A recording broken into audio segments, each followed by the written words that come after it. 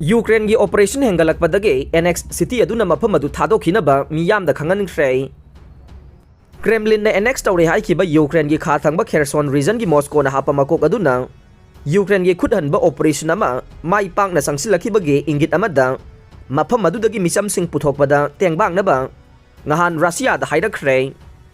Makhoi masamakpu misai attack singdagi ngakthoksanaba Kherson region gi miyoi pumnamakta aikhoina yarabadi atai region singda satkhina bahaiba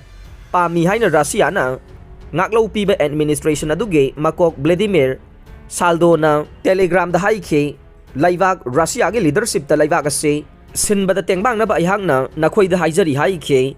aikoi Kherson region gi miyam na Russia na makoi masagi oina mafam ase thadokloi haiba khangi haina mahak na makha takhe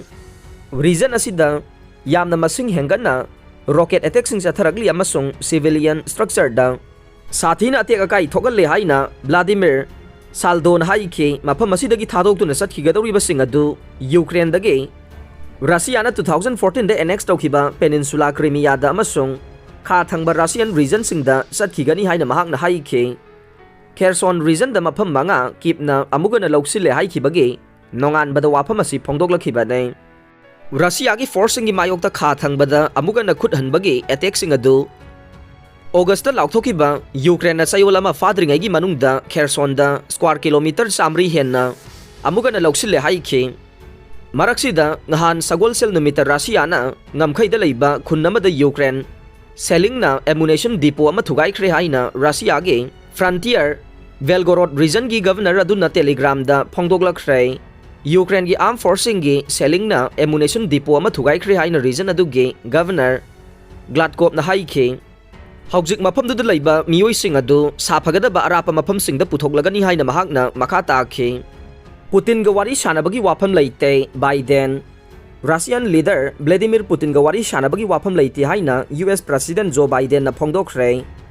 CNN ge interview amada wafam asi phongdokhibane interview adu da President Biden na Putin ga phamin aduna wari shanabagi matik chaba maram leite haike Biden na haiki madude Putin ga wari shanabai basi mahakna Kari hiramda ngangnaba pambagi haibagi makha pongane karigumba Putin na jailda thamliba American basketball star Britney Griner ge maramda khanasi haidabadi mahakna wari shanagane tawigumba sung tasengna lairiba phibam adu mahakna tamthiba thawong chathaduna lakliba sene mahakna war crime kaya chathaki haina ayhakna lawwe maram aduna hojik mahakna wari shanaba yaba maram leite Ukraine da Russia gi pandam sing wari shanaraga phanglaba yai Russia Ukraine da hojik sathariba Russia gi special military operation adugi pandam sing adu ahongba leite adubu madu wari sanaba singi khuthang da phanglaba yai haina Kremlin na phongdokhre Ukraine da sathariba lanasi thanipan mapung phajilaklaba tangkakta Russian forcing gi damak mathang maithiba nanglakhiba adugi matung hanadagi hongdoklaba wangang amada Moscow na hojik wari sanabagi thong hangdokle haina chayol asida thokiba statement sing kayagi khwaidagi noba duda Kremlin wangang loi Dmitry Peskov na Russia gi pause Egypt siya da haike maikay adu ahongba leite special military operation adu makha chathare madu aikoi gi pandam sing phangnaba aikoi gi damak khongpham adu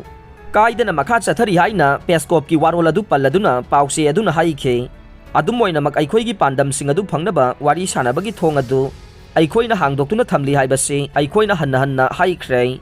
wari shanana Russia na thaurang tawi haina mamangda makhoina haikre basu sayol asida wafam adu hanna palagli basina wari shanabagi oithokpa adu fazana utle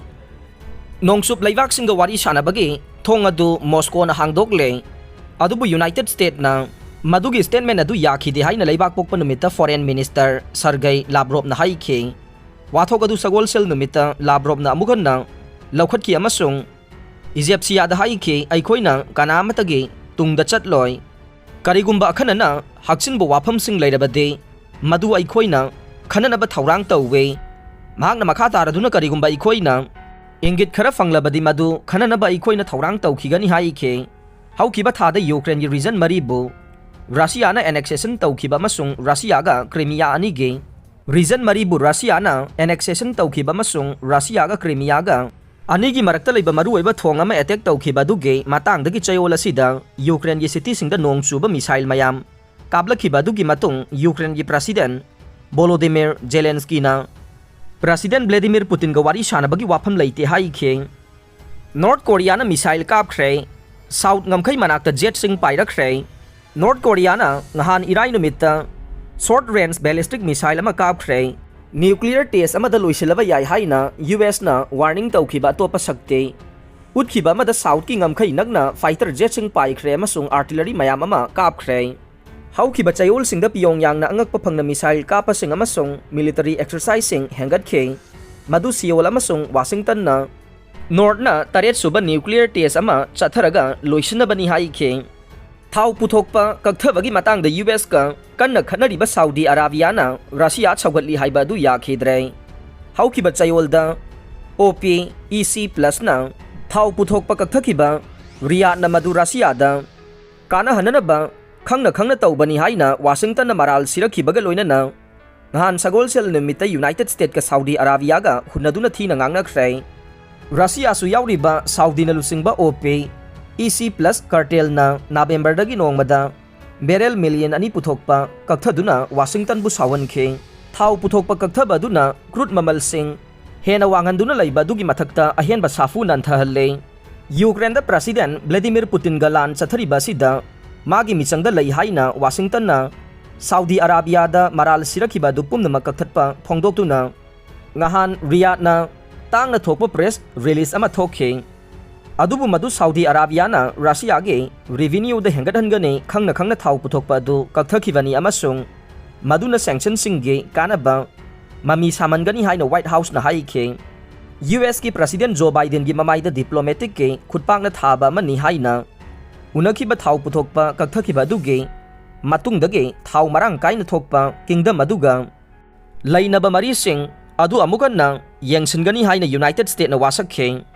journalist Jamar Khashoggi hatkiba dugi matung Saudi Arabia bu malem khunai dage inthoktuna naitom tahangani haina wasakhiduna su US President Biden na July da Saudi Arabia da satkhi amasung ningthau panba laiwak aduge Crown Prince Mohammed bin Salman ga unaki amasung ani aduna punna nungaiba phongdoknakhe OPEC na thau puthokpa kakthanabagi warebadu Russia gi President Vladimir Putin da mahaki war making mechinda makhata na fan pinabane maramaduna madu mangonda moral amasung military gi saugatpani haina White House ki wangang loy John Kirby na mahausa na taba akan ba wangang amada haikhe press ta thokpa cherol amada Saudi Arabia na OPEC+ na laukibo warebadu sengna economic ki midyeng dani haikhe aroi bada tabi riba pumnamak pu thagachade